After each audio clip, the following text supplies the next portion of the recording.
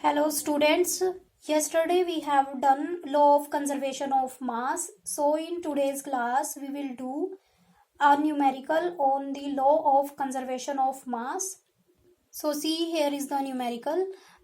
In this question, what is given? In a reaction, 5.3 grams of sodium carbonate were reacted with the 6 gram of ethanoic acid solution.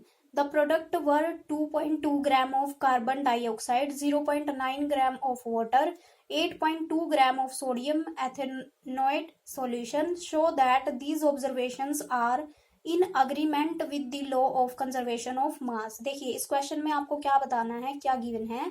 इस question में आपको 5.3 grams का sodium carbonate दे रखा है जो कि react कर रहा है किसके साथ, 6 ग्राम ऑफ एथेनोइक एसिड के साथ। ठीक है, तो प्रोडक्ट्स आपके क्या मिले, product were 2.2 gram of carbon dioxide आपको मिला, 0.9 ग्राम ऑफ वाटर मिला, 8.2 gram of sodium ethanoate solution मिला। तो आपको बताना है law of conservation of mass satisfy कर रहा है या नहीं कर रहा है। देखिए जो रिएक्टेंट्स होते हैं किसी भी रिएक्शन में, जो आपके रिएक्टेंट्स होते हैं वो आपका इक्वेशन में क्या होता है, लेफ्ट हैंड साइड पे आते हैं आपके। ठीक है, रिएक्टेंट्स और इस तरह से एरो होती है, फिर आपका प्रोडक्ट्स आता है। ठीक है, तो आपको ये ध्यान रखना है कि रिएक्टेंट्स आपके इस साइड आते हैं और प्रोडक्ट्स इस साइड आते हैं। तो रिएक्टेंट्स यानी कि किसी भी केमिकल रिएक्शन में जो चीजें आप मिक्स कर रहे हो, जिनकी रिएक्शन हो रही है, तो वो आपको इधर रिएक्टेंट्स में लिखनी है।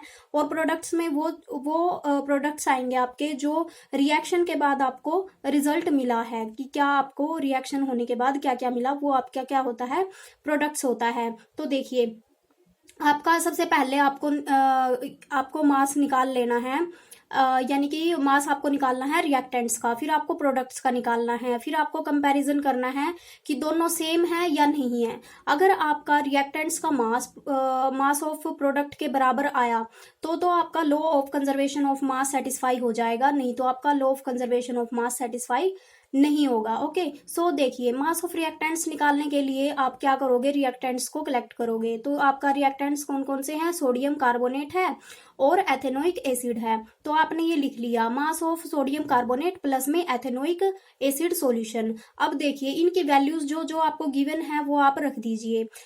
सोडियम कार्बोनेट की वैल्यू कितनी दे रखी है आपको, 5.3 ग्राम दे रखी है। फिर आपने देखा एथेनोइक एसिड को कितनी वैल्यू दे रखी है, 6 ग्राम दे रखी है। दोनों वैल्यूज को आपने रख दिया और दोनों का टोटल किया तो कितना आया आपका, 11.3 ग्राम आया। देखिए आपने रिएक्टेंट्स का निकाल लिया। अब प्रोडक्ट्स का कैसे निकालेंगे आप, प्रोडक्ट आपको पता है आपको क्या क्या दे रखे हैं, प्रोडक्ट आपको सोडियम एथेनोइट सॉल्यूशन दे रखा है, तो उसका मास कितना है, 8.2 ग्राम्स है।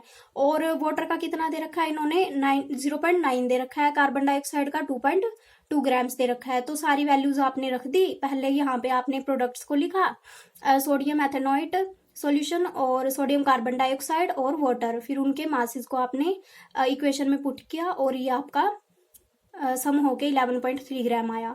तो देखिए रिएक्टेंट्स का भी आपका 11.3 ग्राम था और आपका प्रोडक्ट्स का भी 11.3 ग्राम आया है। तो इस तरह से आपका law of conservation of mass क्या हुआ, सेटिस्फाई हो गया। तो आपको समझ आ रहा है ये कैसे करना है। ठीक है, तो देखिए जब भी आप क्वेश्चन निकालते हो law of conservation of mass पे, तो क्या होगा कि कुछ क्वेश्चंस में आपको उसकी जो मास है वो दे रखी होगी रिएक्टेंट्स एंड प्रोडक्ट्स की, लेकिन कई बार क्या होता है आपको सिर्फ वो नेम दे देगा, रिएक्टेंट्स और प्रोडक्ट्स क्या क्या है सिर्फ नेम बता देगा और उसका मास नहीं देगा आपको।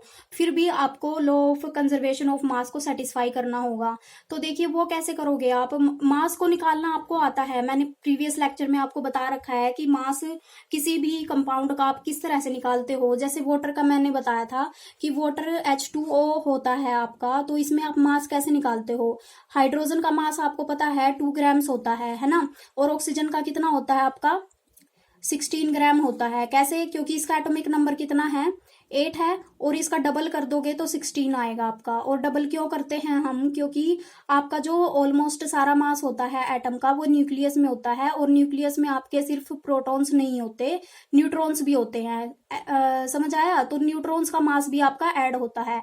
तो न्यूट्रॉन्स प्लस प्रोटॉन, दोनों मिलके आपका क्या देते हैं, टोटल मास देते हैं। तो जितने न्यूट्रॉन्स का मास होता है उतना ही प्रोटॉन्स का होता है, दोनों का ऐड होके आपका 16 ग्राम आता है। तो हम इतना लंबा झंझट करने की बजाय हम क्या करते हैं, किसी भी एटम का एटॉमिक नंबर अगर पता है उसका डबल करके हम उसका मास लिख लेते हैं, ठीक है। तो इसका एटॉमिक नंबर ऑक्सीजन का 8 होता है, तो हमने डबल करके 16 कर लिया।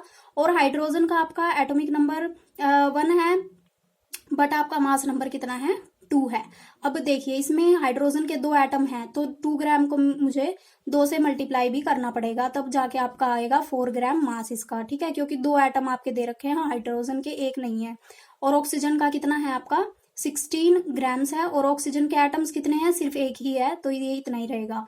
तो अब इन दोनों को आप ऐड कर दोगे तो कितना आएगा, टोटल 20 ग्राम आएगा। यानी कि जो H2O का वेट आया है आपका, H2O का मास आया है, वो कितना आया है, 20 ग्राम। तो इस तरह से आप डिफरेंट डिफरेंट कंपाउंड्स का मास आप निकाल सकते हैं, ठीक है। तो ये बहुत इंपॉर्टेंट है, आपको मास निकालना आना चाहिए, क्योंकि कई बार क्वेश्चन में आपको डायरेक्टली मास गिवन नहीं होगा। इस क्वेश्चन में आपको मास दे रखा था, इसलिए हमने डायरेक्ट पुट कर दिया।